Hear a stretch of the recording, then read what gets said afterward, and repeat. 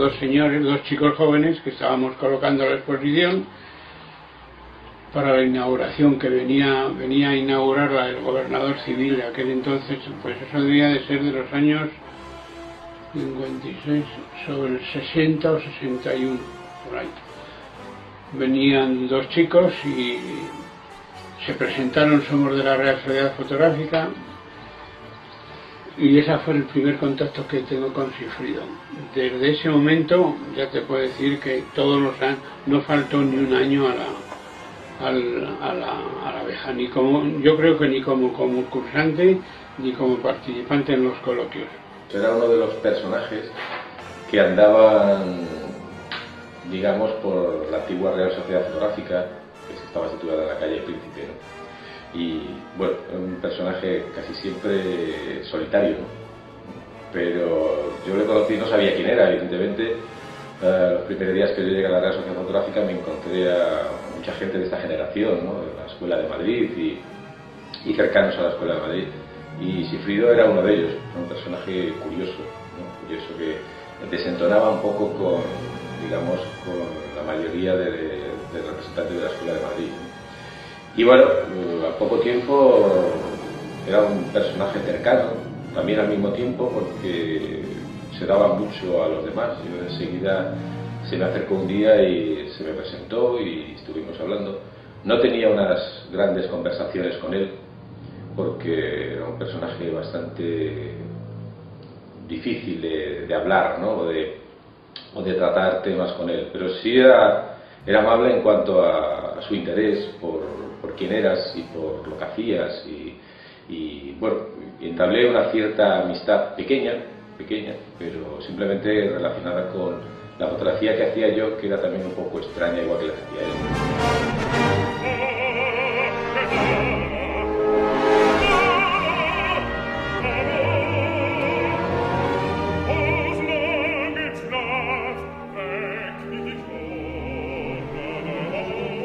Bueno, pues lo conocí, pues creo que por el año 78, 79, que es cuando fui a Soria, y él solía ir por allí, por la sociedad, porque tenía pues amigos, tenía buenísima relación con el presidente, que era Manolo Caloto, y así lo conocí. O sea, pues estos fines de semana que solía ir, y nos tomábamos unos vinos por ahí. Pues debió de ser aproximadamente a finales de los años 70, que fue cuando yo entré en la Real Sociedad Fotográfica. Estaba participando en aquella época en concursos que se hacían en los colegios mayores de Madrid y en la Universidad de Madrid, y conocí a Gerardo Bielba. Bielba me habló de la Real Sociedad Fotográfica, y allí conocí a Sigfrido, que era uno de los habituales que circulaban por dentro de la Real. Pues yo a Sigfrido lo conocí cuando entré en la Real. Allí estaba, es decir, estamos hablando de, pues no me acuerdo muy bien ahora mismo, pero 30 años o una cosa así, que es cuando yo aparecí por la Real Sociedad Fotográfica.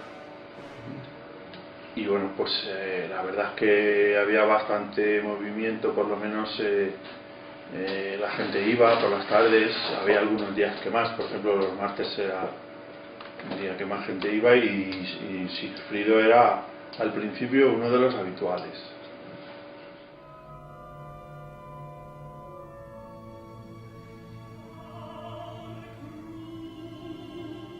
A mí me resultaba una persona, por su aspecto físico, ese bigote, esas patillas, es una persona así un poco rara, ¿no? O sea, también como llevaba muy poco tiempo allí, pues le veía muy serio, a pesar de que luego tomando vinos era un poco así muy dicharachero, muy alegre, pero yo le notaba serio, o sea, una persona seria.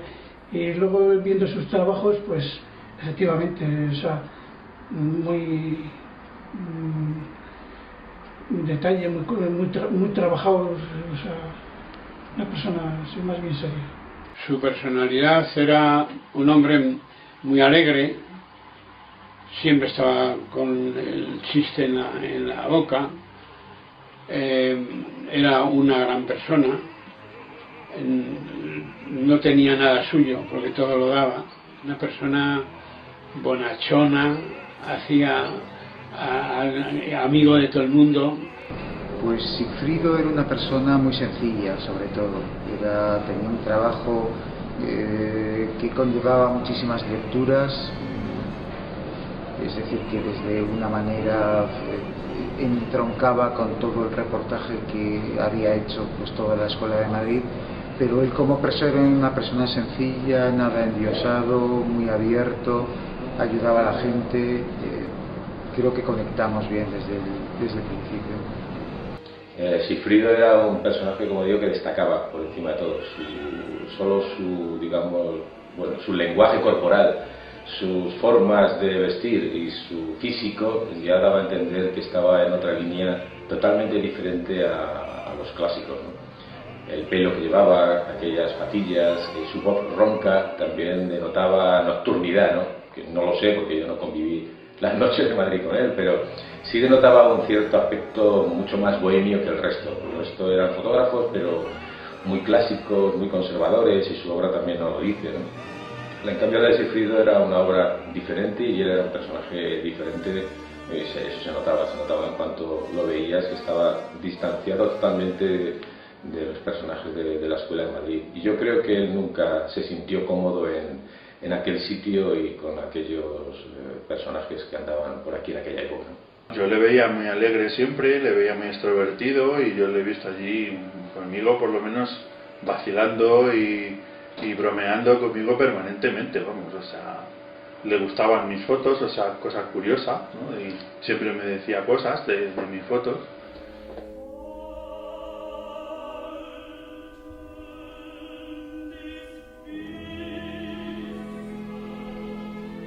Había, digamos que dos generaciones distintas. Él estaba a caballo entre la generación de Bielba, Paco Gómez o Collado y la siguiente generación de Rafa Sanz Lobato, por ejemplo. Él, digamos que estuvo interactuando con los dos grupos. Cuando hicimos la exposición a mediados de los años 80 de la Escuela de Madrid, en lo que era el antiguo Museo Español de Arte Contemporáneo, yo fui el comisario y entonces todo el grupo decidió quién pensaba, quién estaba dentro del grupo y quién no debería de estar por temporalidad, y se decidió que sí, que Sigfrido concordaba bien con las directrices del grupo y quedó entroncado. Yo creo que queda claro de esa forma que lo aceptaron todos perfectamente dentro del grupo. El grupo, como sabéis, pues estaba formado por Gerardo Bielba, Paco Gómez, Leonardo Cantero, Ramón Massats, Eón Tañón, creo que me dejo alguno que no me acuerdo ahora mismo, se me han ido los nombres. Y después yo creo que el resto del grupo, lo que eran Corcho, Lobato, etcétera, pues también apreciaba muchísimo la obra de Sigfrido. Yo creo que Sigfrido es incuestionable dentro de la obra que se ha hecho desde aquí de Madrid, desde cualquiera de los grupos. Bueno, pues Sigfrido yo creo que bueno, era como más considerado, quizás más pintor que fotógrafo.